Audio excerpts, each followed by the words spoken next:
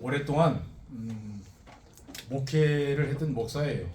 근데 목회를 하면서 왜 이런 걸 연구하게 됐느냐면, 제가 그 군대 제대하고 복학을 하려고 할 때 예구대 계셨던 교수님 한 분이 상담을 하면서 이런 얘기를 하더라고요.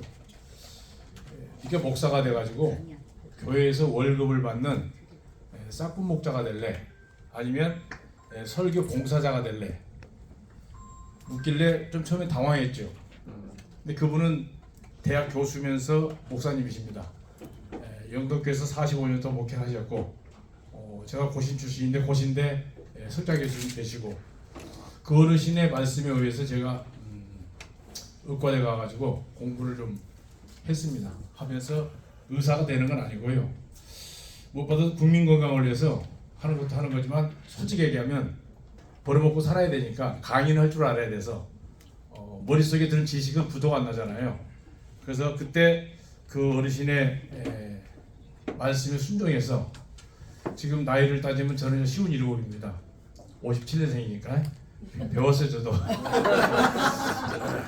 학교에 이미 정년퇴직 하는데 또 학교에서 잘 봐줘가지고 평생교육원을 옮겨서 지금도 머릿속에 들은 지식이라고 하는 거 갖고 먹고 삽니다. 근데 그 중에 하나가, 오늘 여러분들이 줄기세포에 대해서 좀 잘 들어보시면, 여러분들은 죽을 일이 없습니다. 안 죽어요. 언제까지 죽느냐? 죽을 때까지는 안 죽습니다. 근데 중요한 것은 안 아프고 살자는 얘기죠. 나이에 비해서 좀 나이가 좀 들어 보이는 분이 계시고, 똑같은 나이인데도 젊어 보이는 사람이 있고 그렇습니다. 어떻게 사느냐가 굉장히 중요한데, 오늘 내용을 잠깐 제가 볼게요. 줄기세포가 뭐냐고 물으신다면, 간단하게 얘기하자면 머릿속에다가 저거 생각하시면 돼요. 벼씨 있죠, 씨? 네. 벼씨? 네. 대답하기 싫으면 고개라도 끄덕끄덕 한번 해주세요. 벼씨가 싹이 안 난 상태잖아요. 네. 그걸 뭐라고 하냐면 미분화 세포라고 그러거든요. 세포가, 줄기세포를. 분화가 되지 않는 세포, 이거는 꼭 시험 문제 나옵니다. 다음 주 수요일 날 시험 보는데, 미분화, 그러니까 싹이 트지 않는 벼씨와 같은 거죠. 그러면 벼씨와 같은 것을 몸에서 꺼내가지고 싹을 틔워서 다시 넣어주면 그게 이제 줄기세포 치료법이에요. 그러면 이제 싹이 분명히 싹을 틔워서 넣을 때 하나가 넣는데, 시간이 지나면서부터 곡식 씨앗은 많아지죠. 그게 줄기세포 치료입니다. 근데 치료가 좀 생각보다 비쌀까요, 쌀까요? 비싸요. 비싸죠? 근데 잘 생각해 보십시오. 모든 이런 물건을 하나 만들려면 재료값이 다 들어갑니다. 이거 플라스틱도 인쇄도 해야 되고, 이것도 사야 되고, 다 재료값이 들어가는데, 죄송하지만 줄기세포는 재료값은 1원도 안 들어갑니다. 내 몸에 있는 거 뽑아서 기계에다 싹 틔워서 다시 넣는 거예요. 근데 겁나게 비싸요. 너무 비싸요. 비싸도. 그래서 이제 겁나게 비싼 거를 해결할 수 있는 방법은 국가에서 손을 대야 됩니다. 그래서 나라에서 저와 여러분들의 세금을 가지고 만든 기업이 벤처기업이라고 그러죠. 벤처기업을 통해서 문제를 해결을 했어요.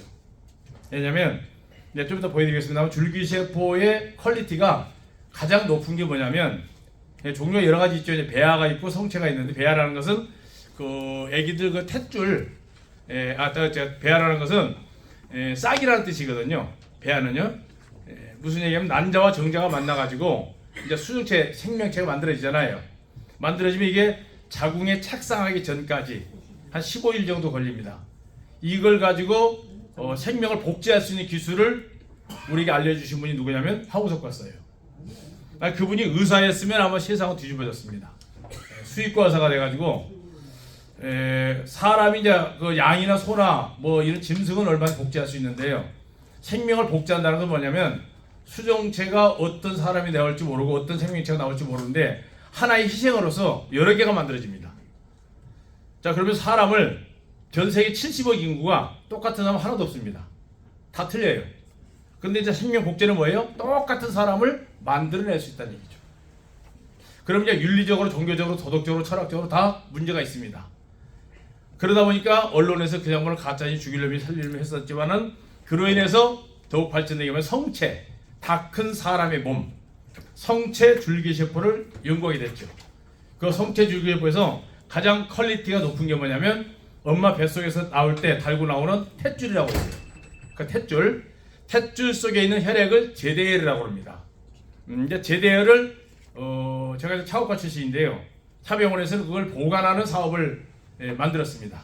왜냐하면 저희 시대만 하더라도 만약에 백혈병이나 난치병이 걸리면 골수를 이식해 줄 수 있는 형제가 최소한 5명이 있어야 됩니다. 5명 이상 되어야 골수 이식해 줄 수 있는 형제가 있어요. 근데 우리 밑에 시대에는 5명 지내는 집안이 거의 없죠. 하나 아니면 둘.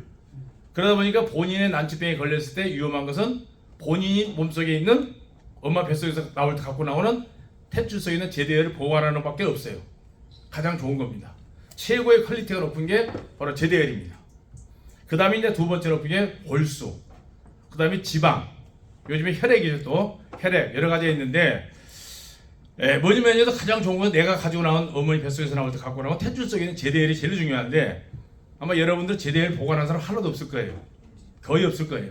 그 상품 나온 지가 얼마 안 됐으니까. 그래서 이번에 사람의 제대혈하고 똑같은 뭐 100% 똑같지는 않지만 83%까지 흡수한 게 뭐냐면 바로 이제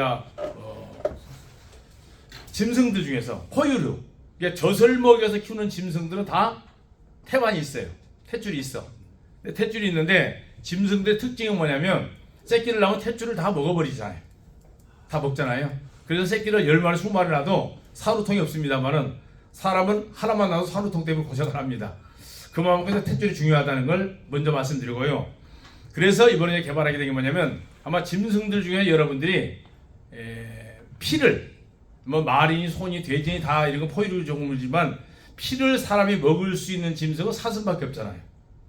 그래서 사슴의 DNA와 사람의 DNA는 거의 흡사합니다. 이제 중요한 것은 우리나라 사슴 농장이 굉장히 많은데요. 대한민국의 사슴은 하나도 못 씁니다. 다 수거해서 그 기업에서 분석하고 연구를 해서 제품을 만들었는데 식약청에서 허가가 안 납니다. 왜 안 나냐? 우리나라에 광우병이 돌았기 때문에 광우병이 돌았던 지역에 만약에 태반을 먹게 되면 진균이라고 그래가지고 암이 걸릴 수 있는 확률이 높아요. 그 전 세계적으로 이제 광우병이 안 걸렸던 나라는 뉴질랜드밖에 없습니다. 그래서 뉴질랜드 정부하고 수입 계약을 해서 이거를 농림축산부를 통해서 수입을 해서 제품을 만들어서 오늘의 고기까지 이뤘습니다. 이 과정을 제가 그 기업에서 연구소 정원 8년을 있었어요. 지금도 거기에 몸을 담고 있습니다만은 그 기업은 벤처기업입니다. SS 바이오팜이라고 삼성 바이오제약인데 이제 결론 다 말씀드리고 오늘 도대체 지금 줄기세포가 뭔가 자세하게 한번 영상을 몇 가지 보여드리면서 설명을 드리도록 하겠습니다. 이건 뭐냐면 황금알 100회 특집이라는 건데요.